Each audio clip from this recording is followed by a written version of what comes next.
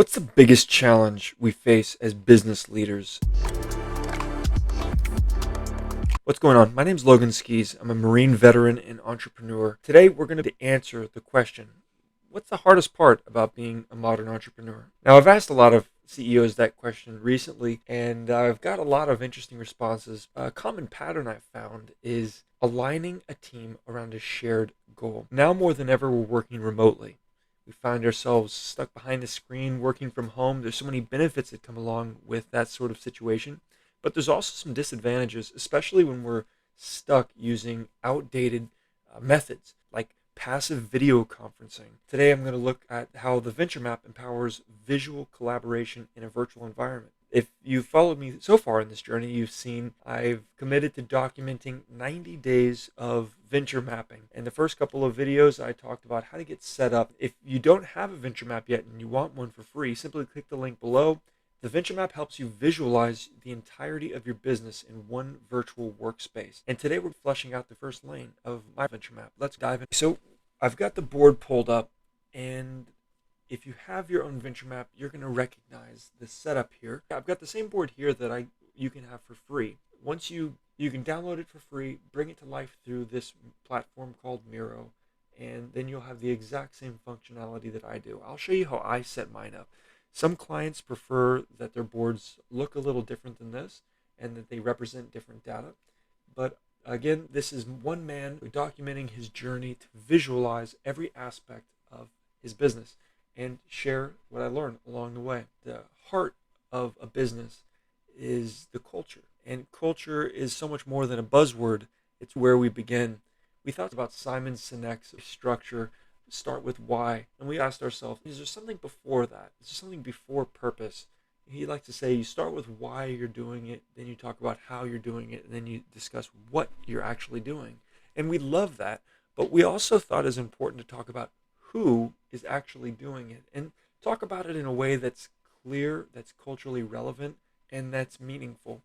So we like to structure these personal identity cards. It's like an expanded virtual business card or office space for our teammates, our colleagues to represent themselves in a remote environment. We've got 3 rows here: profile, there's a purpose row, and there's a personality row. The first step is relatively straightforward. You can do this for yourself. You simply bring in a profile photo, name, role, brand. We like to do team, and then you can drop in your bio. This is a great reference piece. It's a great talking point for any new team members. We believe that pictures really communicate a lot, so we love to bring in our favorite quote and an image that really represents the spirit of our professionalism. And then we like to get into the purpose row. Now, we think that life can't simply be summed up by our professional identity, so we like to have both sides of the coin represented. We know that's not right for everybody, but for us it makes a lot of sense. So for the professional side, this is our visual identity. We say let's bring in some photos of some key moments, some hallmark that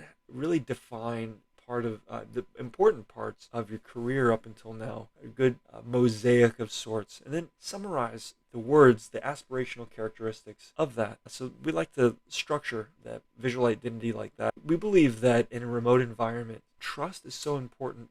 We have to be able to know one another, and we have to be able to represent ourselves in a meaningful way. So that's why we like to have a personal representation about the things that are meaningful to us outside of work. And then we'll do the same thing of where we're going. We talked about where we're at, and then we can discuss some of our future aspirations, our vision board. A big fan of immersive art. I think it is one of the coolest things around to have a immersive workspace like this. I'd love to have the Venture Map structured in something like that down the road. For quite some time, it's felt like we're chasing the white whale, trying to build out the base logic and architecture for the Venture Map. We believe that the Venture Map will come to life with a super clippy someday, super AI assistant that will be able to build the Venture Map on your behalf, or at least alongside of it. One additional element that is really fun to explore is the Ikagai Framework. And this is a purpose structure that defines 4 quadrants: what you're good at, what you love, what the world needs, and what you can be paid for.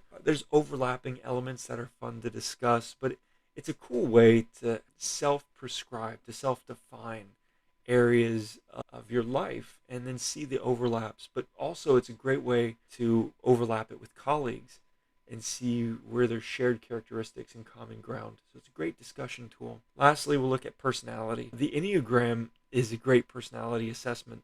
We really find a lot of value in that. I've resulted at Enneagram Type 5. That's a quiet specialist. And we like to extract core characteristics of that in this manner. So these are just text boxes for those of you that are curious. If you're interested in which test it is, this is the EIQ 9 test. This is the pro version. It comes with developmental exercises, all sorts of fun stuff. You can see this is still an active project for me, translating the results and developing a board and architecture that's suitable as a template. We translate all these templates through for our clients as well, but this is just a way to start.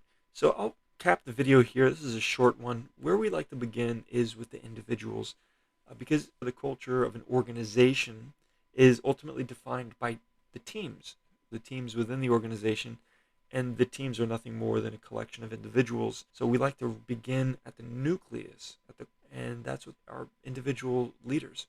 From there, my next video, I'll talk about the teams and how we structure out a level, shared understanding for teams, and we define what's important to us, how we align, and how we treat one another. You can see this is still under development.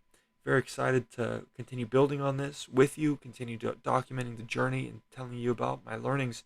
There's a lot more to cover. We're going to take it all the way through culture. We're going to define the entire business roadmap, process manuals, and the experience map. Still very much a work in progress. It's a labor of love, a passion project. And if you are interested in leveraging this sort of methodology in your own projects, I would love to connect with you. In fact, I'd love to provide you with a free blank version of this map. I'll send one of these over to your inbox and I'll teach you how to get it set up. All you have to do is hit that link below. Tell me where you want the free venture map sent, and it'll be in your inbox within a few short minutes. So that's all the time I've got for now. Thanks so much for watching day 4 of my 90-day journey, and I'll look forward to seeing you in the next video.